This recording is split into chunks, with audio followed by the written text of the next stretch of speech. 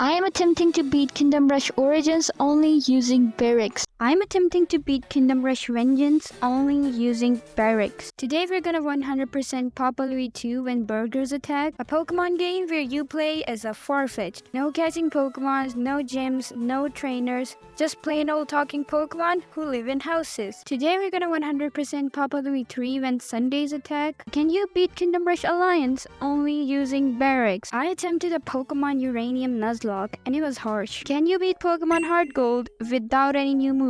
Level up moves? Never. TMs? Push 'em off the cliff. HMs?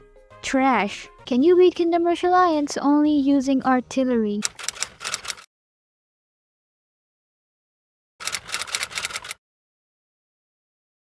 We unlocked our first upgrade, how exciting. It literally makes no difference at all. Also, Shrek can now do things. This level introduces these flying Fricks and it was tragic. The only way I could take care of these was by using baby Shreks because the reinforcements are trash at this point. Ironhide started to show me their true colors. Yeah, it was driving me insane. Some extra help from the axe throwers topped off with my intelligence. We were able to make it past the level. Not really. This level was straight up from hell. At this point, I'm used to losing at the first try. And the second. Frick off, bear man. These guys can shoot arrows. Can you believe that? This level was a fun one to play. Cannibal houses. Spoonful of algae soup. Houses capable of making their own life choices. And of course, Latu Barata Rito. I choose you! Charmander! I choose you! Squirtle, Squirtle, Squirtle. Hey there. Misconception. I apologize, this was a very bad joke, okay? This has to be my favorite level of all. I am never gonna do this again, trust me. Forest Keepers, let's go! They can throw spears, can you believe that? By trying to play with Prince Dennis, it's safe to say that he's a pretty average option. Nothing too amazing, but if I compare Prince Dennis to King Dennis, I would say that both of them are pure trash. Never use them, people, okay?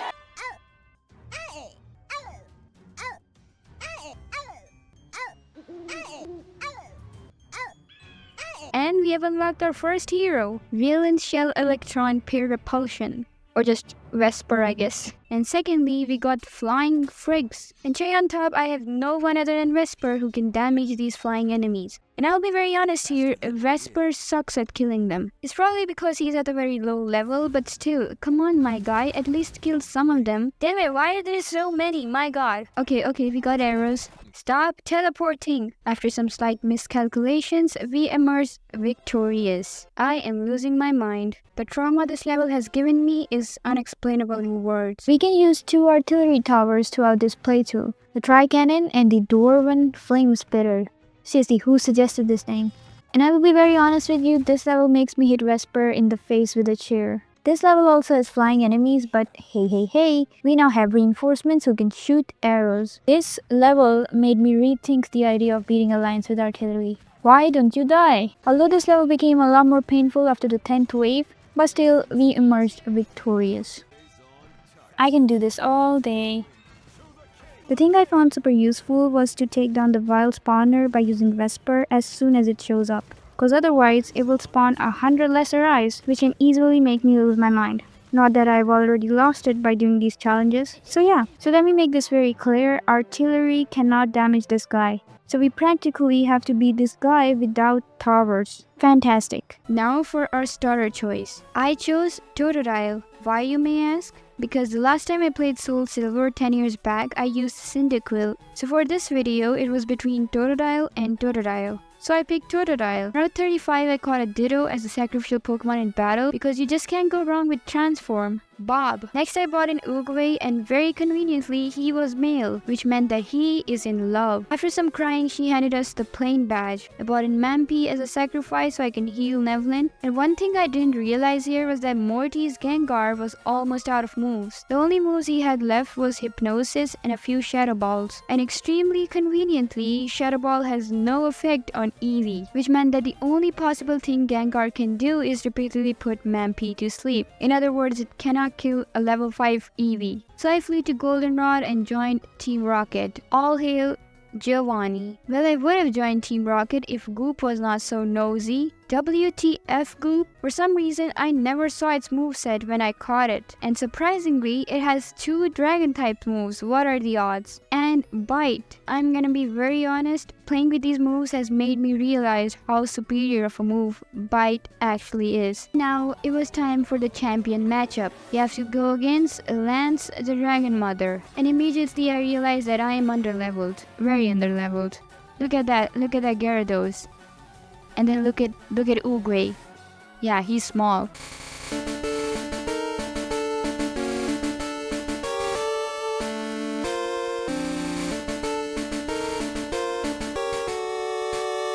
We end up in a forest with no idea where Pharaoh is. And I guess I am now lost.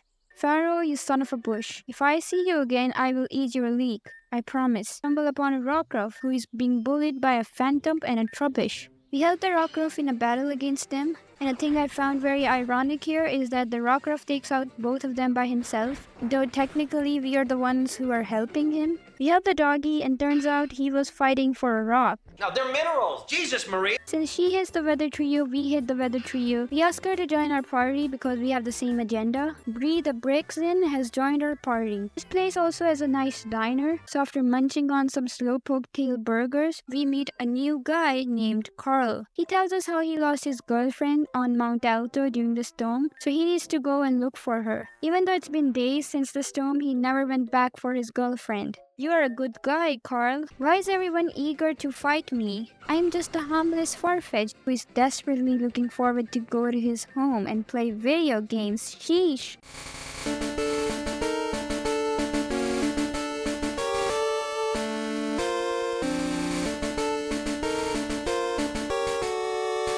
The Passage Cave encounter is a Grozard, which looks interesting. Moments later, this happened.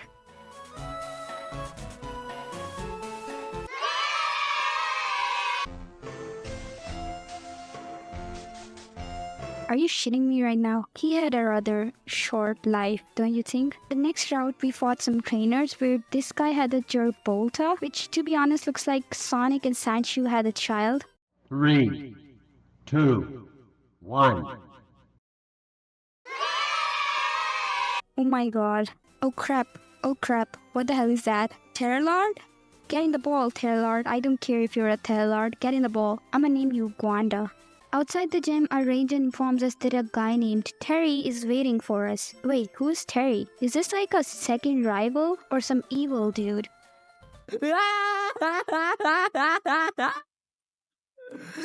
Reach Amatri town, where we learned that the fire-type gym leader Chico is missing for a few days. He was last heard from when he was training in Ant Hell. Let me ask this, why the frick is this guy training in Ant freaking Hell? So we head down into Ant Hell to look for Chico, and it was fun here. First I lost Jeopardy to a water gun.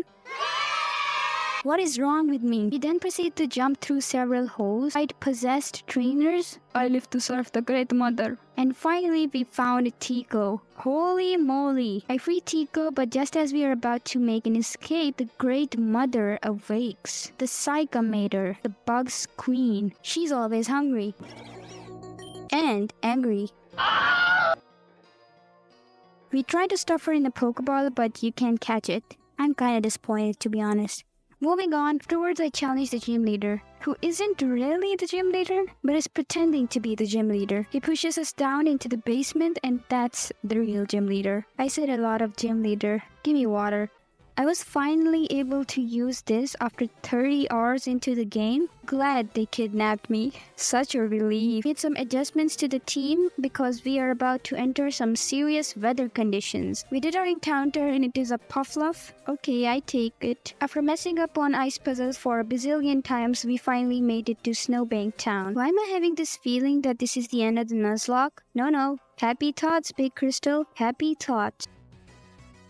Did they kill him? Your friend, he's in stasis, neither awake nor asleep. His thoughts trapped at the very moment he entered the capsule. What could he be feeling? Pain, fear, confusion, anguish? Okay, I should stop. Just then, some creepy guy shows up and throws something in our tip jar. This opens up a portal and everybody just starts sucking into it. Who the hell wrote this storyline? It makes no sense. These strange lands are inhabited by dangerous creatures, and if you're not careful, they might kill you. These dangerous creatures are tomatoes and onions.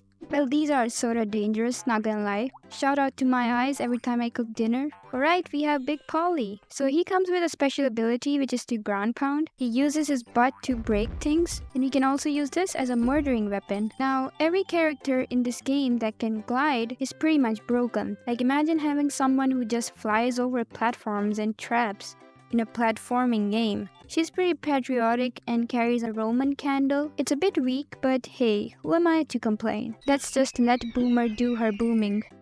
Not the weirdest things I've said while playing video games. Oh, hey, I almost forgot, this game also has bosses. Our first one is Sarge, who is basically a thick, grumpy, anthropomorphic onion. He throws pepper bombs, same as Big Polly. We just have to hit him and then he goes all over the place, jumping and bouncing and rolling. I don't know what is wrong with him. New area means new monsters. And we got swinging cheese guy with Papa's mustache. Ah, don't hurt me. I mean no harm. Next we have this section of moving balloon platforms, which is pretty fun to do. I hope I don't fall. You saw nothing. This was embarrassing. Look at this amazing Papa Louie skills. If you were playing this game, you will probably fell off these guys, but I didn't. You know why? Because I am a veteran. The enemy placement is pretty strategic at this point. Just look at this arrow, it came and hit me out of nowhere. Like, how am I supposed to know there's a mushroom a mile away aiming at my head? Some of these achievements are quite weird, like defeating Sarge with Sarge Fan. No way I'm doing that. But I guess we have no choice. The problem with this is that instead of hitting him once, we have to hit him 4 separate times because this guy's gummy onions are very weak. Like, why the hell are you using them as a weapon? God. Now this next one was a bit weird and stupid and infuriating. We had to kill 50 of these pickle guys by using Prudence. For those who don't know, Prudence uses dog squeak toys as her murder weapon. How the frick can that kill someone? You can see there are shooting stars in the background. We also have anime girl vomit everywhere. Beautiful. We have to defeat Mad Turnip Scientist by using Professor Fitz. The thing that makes this a pretty hard one is because our guy uses beakers as his weapons. This is your chemistry teacher speaking. Those are not beakers, dumbass. They are called conical flasks. This guy is back for revenge for what happened last time. The problem with the underwater enemies is that you cannot murder them, and I am pretty bad at avoiding them, especially when they begin to follow me. God damn it. Fun thing about Grammy, if you buy his third outfit, you learn that he does have a face. Nice. He's pretty much the same as Sarge. We just gotta jump on him and hit him, and then he goes all over the place. Like a mad lad. Alright, funny story. The other day, I was just sitting on my couch doing some research on the Flipline Studios when I made a discovery within this universe of Papa Louie games. As you know, these games have tons of customers and some of them are actually related. Like, how many of you guys knew that Mitch is Wally's grandson? Wally, why didn't you tell me? Nevada and Utah are fucking sisters. Well, this was pretty obvious. If I were to rate the Papa Louie games in terms of difficulty, I would say that Papa Louie 3 is a little harder in comparison to Papa Louie 2, especially because of the underwater enemies and more variety in the types of enemies. The developers of this game were well aware of how annoying of an enemy the derps are, so they ended up making 3 separate versions of them. My god, we have a job for Mr. Hitwell. So these cookie guys throw small balls, and guess what? You can hit it back. Or should I say, hit it well? To be honest, this was the most goated achievement and I had a lot of fun doing this. Now for the final achievement, we have to defeat Mad Radish Scientist as Radlin.